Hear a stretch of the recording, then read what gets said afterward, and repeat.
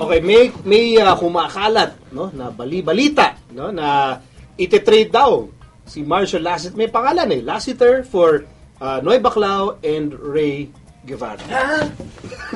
Nagulat ka pa. Oh. Bakit? So and you know, and people are reacting to it, no? Very strong reactions from fans, from the players, from Powerade players. Yeah. Okay, so why are people reacting so vehemently with this? Ano pa lang to? Bali-balita pa lang yan. Nothing official, but bali-balita.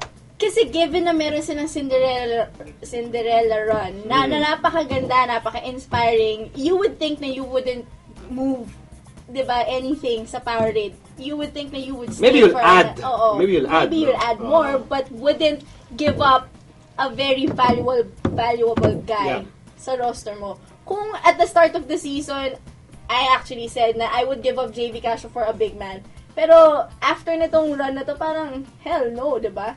And that goes the same way with Marcio. I guess that's why yung mga teammates niya, kahit sila Gary David, diba, sila Sean Anthony, sila Doug Kramer, they all express their disbelief, disappointment, and you know, it's, I mean, I understand. Okay.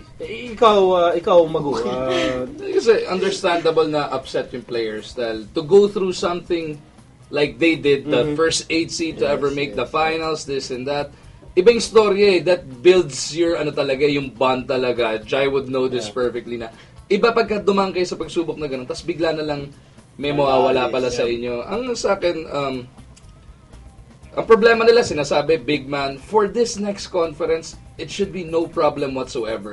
If you keep this team intact plus a 6'10", 6'11" import, na-address na yung import naman, maglalaro dito ng 42 to 48 minutes a game. Address na yung problema, and this team will be a force to reckon with sa second conference. Saka alam mo yung feeling na you're just getting started for first conference. So parang feeling nila nasa kanila yung momentum, so biglang tinanggal mo yung isa dun sa mga huge force behind the Powerade, di ba, run? So weird. So to you, it absolutely makes no sense for you. Ridiculous. It's ridiculous. Yeah. Ikaw, Jai, pananaw mo, Jai? Well, it's a business. It's a business. It's a business. Pero mahirap i-trade talaga. Isa sa mga ulo ng sinasabi ng three-headed monster ng Powerade. Bakit mo nga naman ito trade, di ba? Sabi kulang sa big man, tas makuha mo pa yung first and third pick nung batch namin na napakalakas na batch. Di ba? Sobrang lakas, wala ka na sa PBA. Pati yung mga first round, di na sa Itong mga sakit dito, alam naman I think ng viewers ng FTW na meron tayong sinusuporta makabalik sa Powerade. Yung isa nasa reserve list nila. Ang problema, 2 for 1. Lalo pang nawalan ng lugar. Mawalan pa ng roster slot yung isang gusto bumalik. Yung nasa reserve list na point guard. Guardia naman yung naalis. Pagkukulang ng guardia, no? Pero, I wouldn't do it. I don't think anyone will do it. It defies. I think it defies basketball logic because you had a great run. Yep. You made it to the finals. You lost to a very good team. People would understand if maybe some of the fringe players or some of the second unit players, you move them to address your situation. Maybe get a center, a younger center. But Lassiter is also a face of this franchise. Diba? I mean, kumbaga, kung tatlo yung mukha niyan, Gary, JV, Marcio, can't deny that Lassiter is one of the best players, not just in Powerade, but in the PBA. He's one of the best players in the PBA. He gives you points, rebounds, and assists. Actually, kung tutusin, kung magde-decide ng Rookie of the Year ngayon, si Marshall Lassiter ang Rookie of the Year. At yung pinakamalaking nonsense kung bakit gagawin ng Powerade tong trade na to is, kung mawala si Marshall Lassiter, sinong ipapalit mo dun sa pwesto na yun? Kasi naglalaro silang dalawa magkasabay ni Gary David, diba? So who will step into that role? Potent scorer rin. Okay, so to follow that up, let's just say, kailangan i-trade talaga yung Lassiter. Ano ang kalibre dapat nung balik?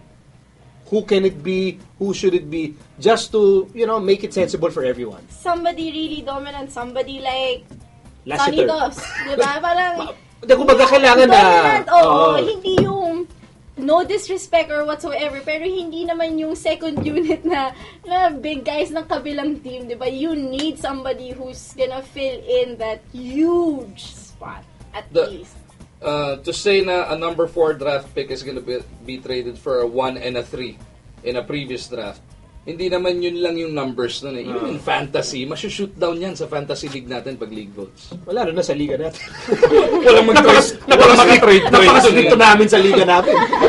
So, bakit gagawin mo ito ng Power 8? Yan ang tanong. Yun talaga. I think yun. I think na nawiwindang yung mga tao because there is a business side to this, but kasi nga parang, teka, napamahal na sa amin yung Power 8. Totoo yan. Napabilib na kami. We look forward to watching this team with a really tall import, di ba? Tapos and then all of a sudden, makakarinig silang balita, nakakagulat. Fans of other teams are already looking forward etong second to the Commissioner's Cup which opens Feb 10. Yung mga laro ng Power 8, inaabangan na kailan ba makakalaban ng team natin yan? Dahil ando na nga no? Power 8 has captured the imagination of the ordinary basketball fan right now. So, ito, I think a lot of developments will happen in the coming week or the coming weeks.